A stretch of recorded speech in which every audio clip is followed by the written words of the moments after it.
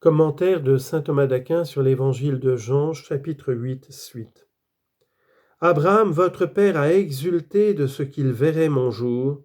Il l'a vu et il a été dans la joie. Le Christ répond ici à la première question que lui avaient posée les Juifs, à savoir « Serais-tu plus grand que notre père Abraham qui est mort ?» Il montre qu'il est plus grand pour cette raison qu'Abraham s'est réjoui. En effet, quiconque attend de quelqu'un du bien et sa perfection est plus petit que celui dont il les attend. Or Abraham a eu en moi toute l'espérance de sa perfection et de son bien. Il est donc plus petit que moi.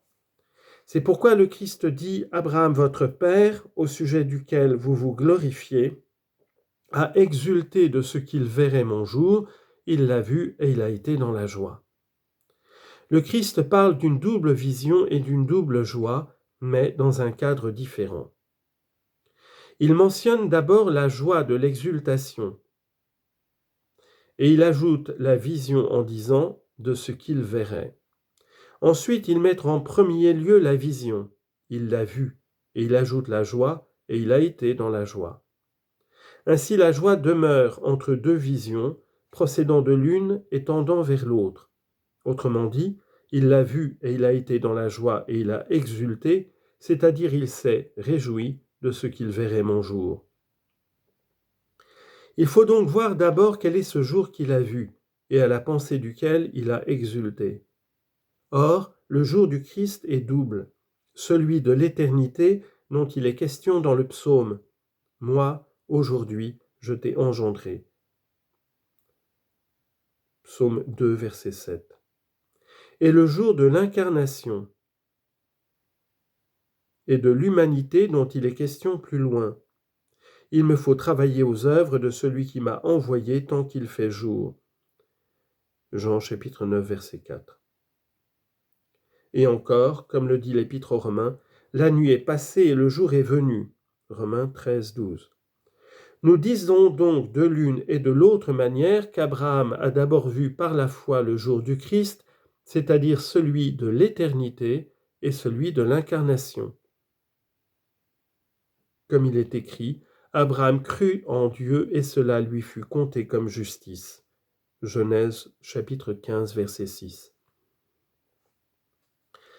Qu'il ait vu le jour de l'éternité, cela est manifeste. Autrement, il n'aurait pas été justifié par Dieu, parce que, comme le dit l'Épître aux Hébreux, il faut que celui qui s'approche de Dieu croie qu'il existe.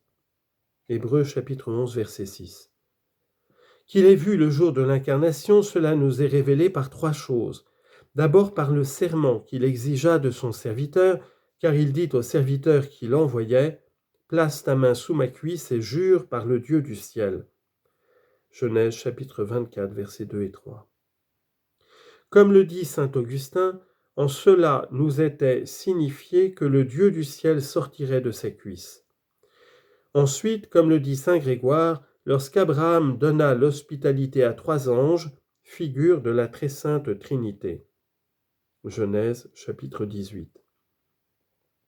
Enfin, il connut en préfiguration la passion du Christ dans le sacrifice d'un bélier et d'Isaac. Genèse chapitre 22. Ainsi donc, il a été dans la joie de cette vision, mais il ne s'est pas reposé en elle. Bien au contraire, à partir de celle-ci, il a exulté, en entrant dans une autre vision, à savoir la vision sans obstacle et claire, plaçant en elle toute sa joie. C'est pourquoi le Christ dit « Il a exulté de ce qu'il verrait, par une vision claire, mon jour, c'est-à-dire celui de ma divinité et de mon humanité. »